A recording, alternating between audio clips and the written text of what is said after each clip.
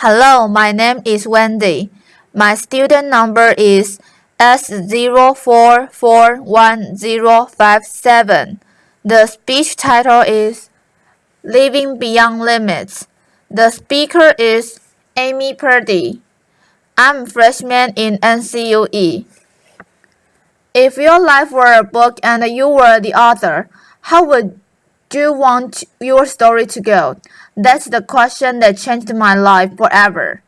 Growing up in the hot Las Vegas desert, all I wanted was to be free. I would then daydream about traveling the world, living in a place where it snowed, and I would picture all of the stories that I would go on to tell. At the age of 19, the day after I graduated high school, I moved to the place where it snowed and I became a massage therapist. With this job, all I needed were my hands and my massage table by my side and I could go anywhere.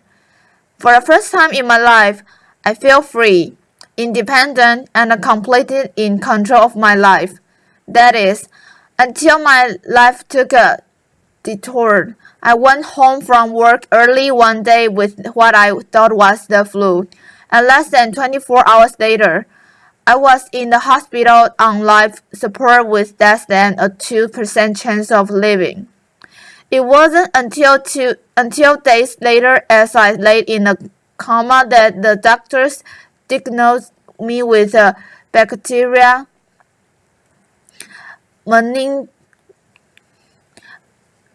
meningitis, a vaccine-preventable blood infection. Over the course of 2.5 months, I lost my spine, my kidneys, the hearing in my left ear, and both of my legs below the knee. When my parents wheeled me out of the hospital, I felt like I had been pieced back together like a patchwork doll. I thought the worst was over until weeks later, when I saw my new legs for the first time. The calves were bulky blocks of metal with pipes bolted together for the ankles and a yellow rubber foot with a raised rubber knife from the toe to the ankle to look like a vein. I didn't know what to expect, but I wasn't expecting that. With my mom by my side and tears streaming down our faces, I strapped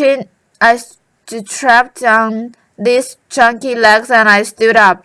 They were so painful and so confining that all I could think was, how am I ever going to travel the world in these things? How was I ever going to live the life full of adventure and stories, and I'd always wanted? And how was I going to snowboard again? That day, I went home. I crawled into bed and this is what my life looked like for the next few months. Me passed out, expecting from reality with my legs wrestling by my side. I was absolutely physically and emotionally broken. But I knew that in order to move forward, I had to let go of the old Amy and learn to embrace the new Amy. And that is when it dawned on me that I didn't have to be 5'5" anymore. I could be as tall as I wanted. Laughter, applause, or as short as I wanted, depending on who I was dating. Laughter. And if I snowboarded again, my feet aren't going to get cold. Laughter. And the best of all, I thought I can make my feet the size of all the shoes that are on the sales rack. Laughter. And I did. So there were benefits here. It was this moment that I asked myself that life-defining question. If my life were a book and I were the author, how would I want the story to go? And I began to daydream.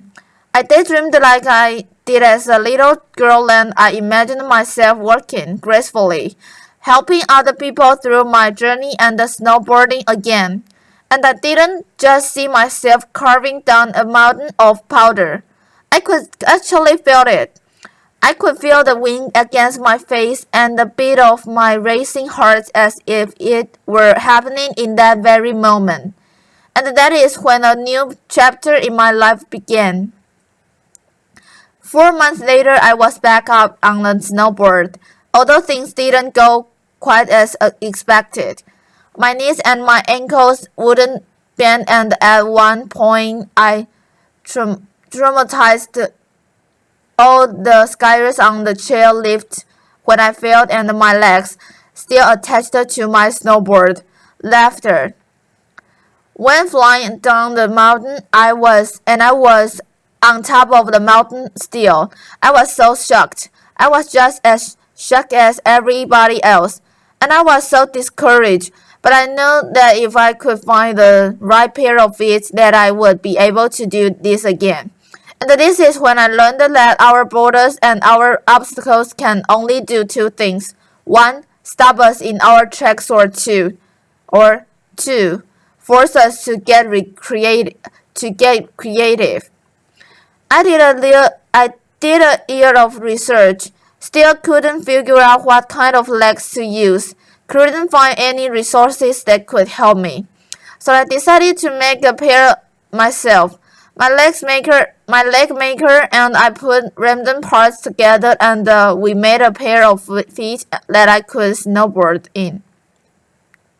As you can see, rusted bolts, rubber, wood and neon pink duct tape. And yes, I can change my toenail polish. It was these legs and the best 21st birthday gift I could ever receive. A new kidney from my dad that allowed me to follow my dreams again. I started snowboarding, then I went back to work, then I went back to school. Then in 2005, I co-founded a nonprofit organization for youth and young adults with physical disabilities, so they could get involved with action sports. From there, I had the opportunity to go to South Africa, where I helped to put shoes on thousands of children's feet so they could attend school. And just this past February, I won two back-to-back World Cup gold medals, applause, which made me the highest ranked adaptive female snowboarder in the world. 11 years ago, when I lost my legs, I had no idea what to expect. But if you ask me today if I would ever want to change my situation, I would have to say no. Because my legs haven't disabled me. If anything, they've enabled me. They've forced me to rely on my imagination and to believe in the possibilities. And that's why I believe that our imaginations can be used as tools for breaking through borders, because in our minds, we can do anything and we can be anything. It's believing in those dreams and facing our fears head on that allows us to live our lives beyond our limits. And although today is about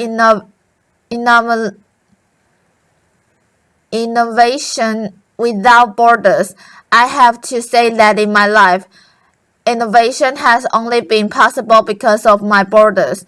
I've learned that borders are where the actual ends, but also where the imaginations and the story begins. So the thought that I would like to change you with today is that maybe instead of looking at our challenges and our limitations as something negative or bad, we can begin to look at them as blessings, magnificent gifts that can be used to ignite our imaginations and help us go further than we ever knew we could go. It's not about breaking down borders. It's about pushing of them and seeing what amazing places they might bring us. Thank you.